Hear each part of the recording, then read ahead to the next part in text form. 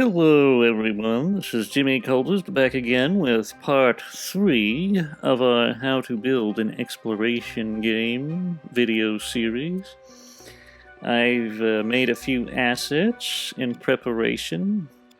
We're not really going to explain sculpting, how to sculpt assets in this particular video series. We might make a specific one all about sculpting and all the tips and tricks surrounding that, but for now we're mostly focusing on logic and gameplay. Also, I've finished up the character so that he looks more like something. Anyway, to get down to business, this little thing here, called guides, is very important when it comes to setting a scene, which is what we're going to be doing today. It's all about scene setting. Precise move helps you move things precisely. You kind of get the hang of it. And grid snap. You can set the size of the grid. You can make it wide. Or you can make it, very thin grid snaps. But that's just a quick tour of these objects, and then they stay upright. Helps you keep the object level when you're moving it. Although grid snap works pretty good for that anyway. Next, studio lighting. This is good if you want to get a look at what your asset's going to look like, fully lit for the purposes of setting a scene. That's always good. And I'm just going to go into these two floor assets real quick and show you some nifty tricks. Now, if you don't like this little speckly effect, there's a way to reduce that. Sometimes you want it for things like stone and such, but if you don't want it, you can turn off luminoise. But you'll notice there's still some dots. Now you're probably wondering, how do I get rid of these infernal dots? Well, it's quite simple. Go to this next setting here with X, and you'll see this color amount. Turn that down to 0, and you'll get perfectly smooth, dotless structures. Next, we'll go in here, and this is the physics. Since you're probably not going to be interacting with this, it's okay to turn off Ignore Imp. Turn it off, And you can set the physics to low, usually, unless you're, doing a shooter or something, so it'll help reduce thermo. So I'm told. Anyway, next thing you're going to want to do with all assets, this is all assets that are environmental. Select them all with X. Let's not select the door just yet. Go to labels and set them to scenery. Now you may be wondering why this is important. Generally, when you construct a game, you want to label things specifically. Never leave them unlabeled, because unlabeled is a label in and of itself. As in, if you leave something unlabeled, you won't see it in the listing, but a trigger zone can detect unlabeled objects. So that counts as an extra handy-dandy label if necessary. I usually use it for invisible walls, but no matter. We're going to turn off the luminoise on these two assets. Get them ready for, production and whatnot. And I want to show you one more thing. This is mostly with surfaces that you're going to be walking on. You'll notice this little doohickey right here at the end. This allows you to set what kind of collision sound your puppet has. handily built this into the puppet already, but essentially you can select a surface, like if you want the footsteps to sound like they're on metal or on wood, you can do that. We're going to select wood and give you a little demonstration. You'll notice when he's running on the normal material, you get this soft pat, but then when he's on wood, you get this heavy wooden sound, which is good. Now there's one other thing I want to get to, which is rather important, and this is in, where was it? It's in Tools. These are all the basic nifty little tools you're going to need for constructing things and different settings. You can freeze things, make it so that you can't delete them or interact with them, and then you can just unfreeze them like so. or double click with R2 to unfreeze. Next, there's reduce detail, or at least adjust detail. This allows you to heighten the detail of an object, which is signified by its color turning red when it's highly detailed, or blue when it's lower. And you'll see down here that when you change the detail, it actually affects the thermometer, the graphics memory. It can even affect physics sometimes, oddly enough, but that's rather rare. Anyway, I advise reducing all your assets if you want your game to be, efficient. There are dangers to reduction. For instance, if you reduce foliage too much, if it's already loosened and you reduce it too much, it will cause a lot of overdraw, but we're not going to get into that today. We're mostly going to be doing indoor environments for our exploration game. And there's this one other tool I want to show you real quick. It's called Hide. It's really nice if you want to see, something and something else is blocking the way. Just use R2 to hide and unhide, and if you want to unhide everything, just click that. Anyway, these are the basics for setting a scene, and there's another handy-dandy thing here called Clone, or Live Clone. Set this to on.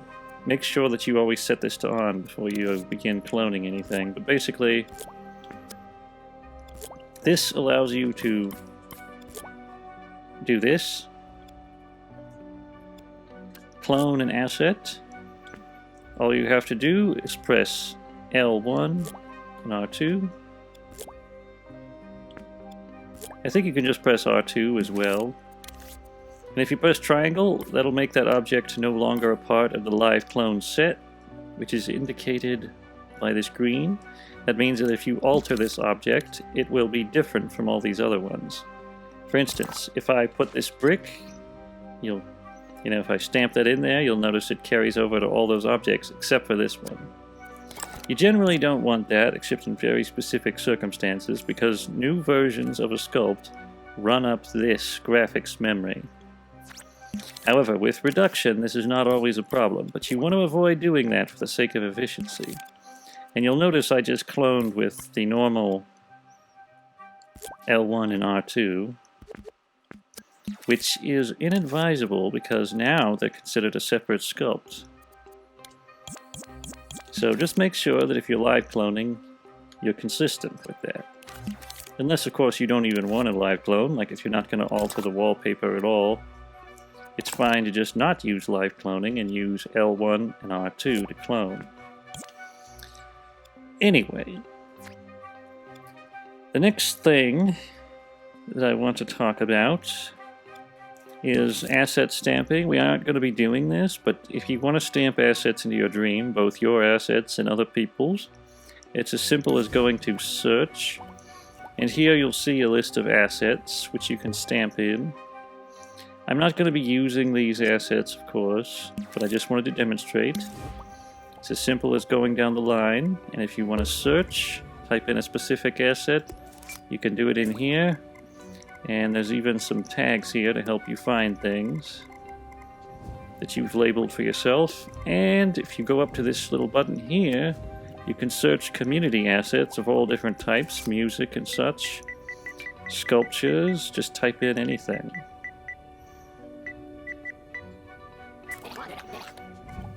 Anyway, that's how to stamp assets from other things. Just be aware that nowadays, if you stamp an asset into a dream, and then you delete that asset, you'll also end up having to delete the dream. So it's better to delete the dream rather than the asset. That's the new way of things. Anyway, now we're going to get down to the final essential for setting any scene, which is usually something that I do first, but I wanted to explain all the other stuff, beforehand. Take out a microchip. You want it to usually be in the center of the scene. This little guide here, the floor guide, this circle shows where your camera will begin when you start out a scene.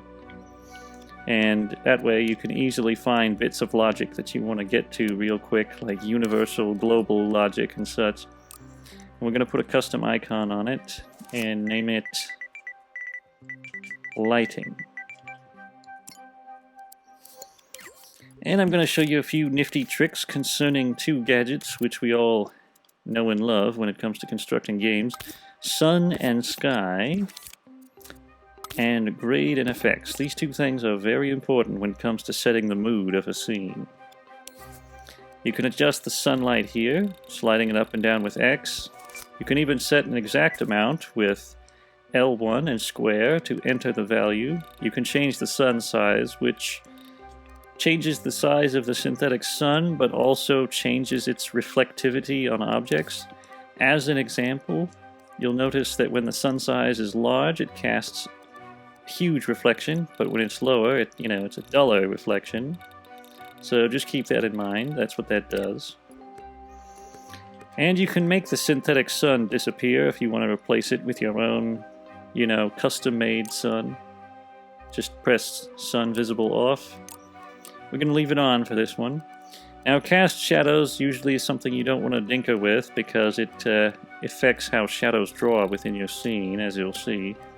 And yeah, I just don't generally mess with that. And you can change these flex to get a different mood and different lighting. I don't tend to do that though, because it's kind of, you can only use what MM gives you, and that's not always adequate. And if you want these flecks to not be quite so visible, you can turn down fleck randomness, which will make it more clear. And another thing you can further do to make the sky clear is turn down horizon definition, which will get rid of this black void at the bottom. Sometimes you want that, depends on what kind of game you're making. But you'll notice that the sky is a lot more smooth than it was before. Another thing you can do is turn up tint intensity, which will make the sky kind of a universal hue. And you can adjust the brightness here, or set an exact value with L1 and square as before. We're going to go for this kind of dull blue color for now. That's pretty much all you need to know about the sun, except maybe that you can change the angle using R2. Precise move is not always the best way to do it. Also, if you slide it down, it will increase the sun's brightness automatically. We'll just leave it about there. I think that's good. Now that that's all done with, we're going to go to grade and effects. This thing is very important also. I would consider this a little bit different. This sun and sky sets the scene's lighting and kind of sets the hue. But grade and effects changes the style quite a bit. It intensifies contrast. Think of it like your TV remote or something, but for a game. It can increase saturation or decrease it to 0 if you want a black and white game, very handy. And there's a hue cycle, which gives you this more psychedelic effect. I don't use hue cycle too often. And there's these, which adjust the lighting for various, aspects of a scene. If you want more control than just the sun and sky gadget, you can go in here and kind of, change the hue of shadows. And if you want to reset, just press triangle on this thing. Ooh, this is pretty good if you want a moody scene, something horrific. And that's the midtones. Here are the highlights, which basically just increases bright light. I'll give you an example. We'll turn up the brightness of this thing just a little bit. And you'll notice, it just affects bright lights mostly. That's what that does, in case you're wondering. Still handy, in case you're needing that. Messing around with these things, you can sometimes achieve some interesting effects, like you might be able to make infrared vision or something of that nature, but just press triangle if you don't like the results. Here's the vignette strength, which is sometimes pretty good for setting the mood. Kind of makes, things feel more intense. And here is bloom, which I'll explain what bloom does. If you put out a light,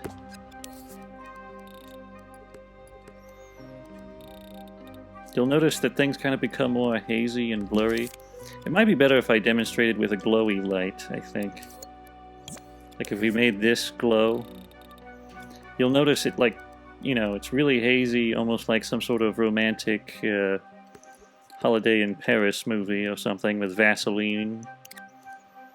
But if you turn it down, you know, to that, it reduces it to almost nothing. There's no glow or halo effect whatsoever.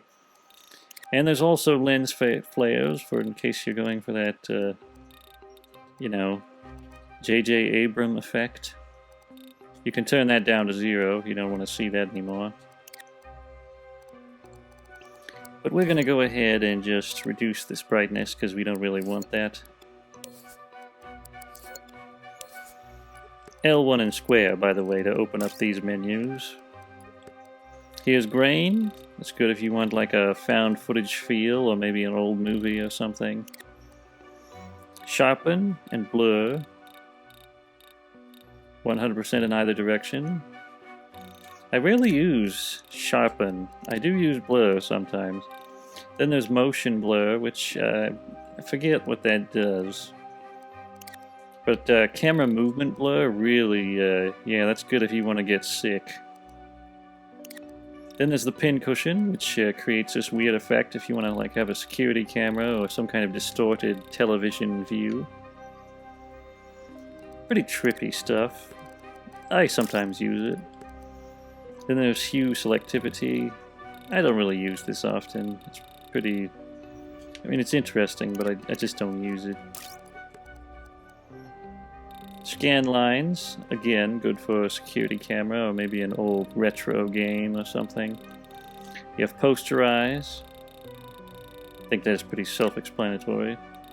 You have Y resolution, which could potentially create a pixelated effect if you wanted to make a pixel game. And you'll notice when you put it in different positions, it changes the aspect of the pixel. It lengthens or shortens it in some cases.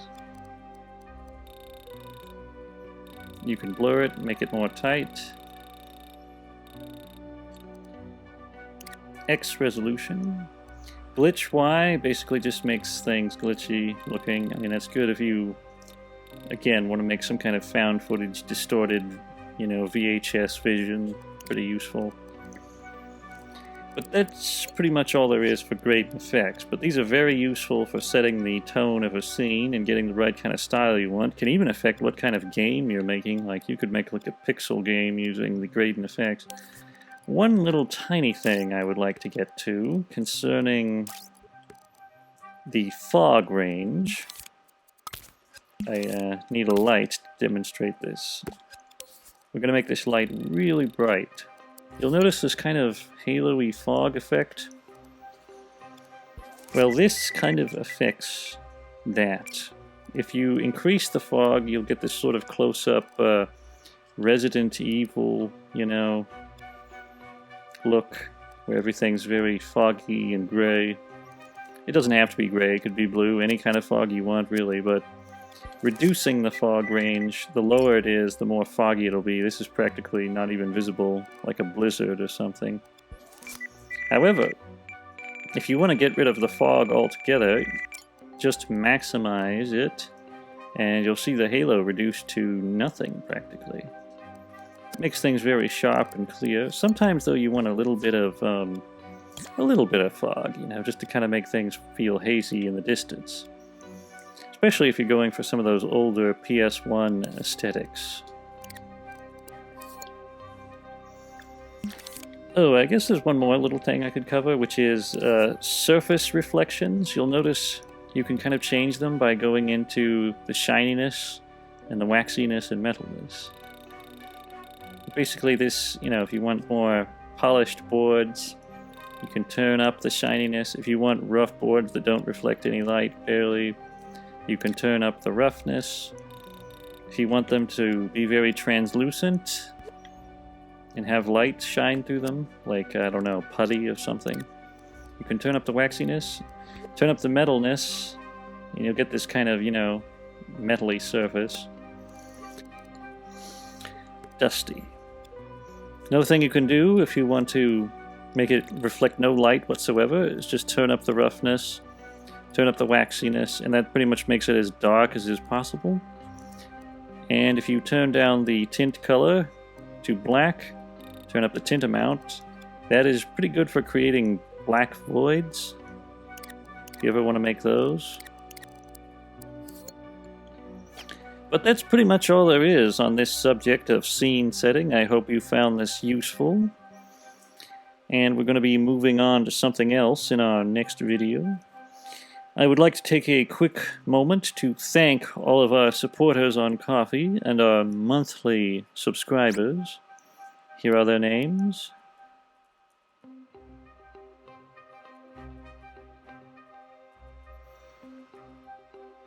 And that's all for today. If you enjoyed this video, don't forget to leave a like and subscribe to the channel. And don't forget to ring the notification bell so you never miss another video. If you wish to support our earnest insanity, you can check the links in the description to donate or buy merch. Until next time, goodbye.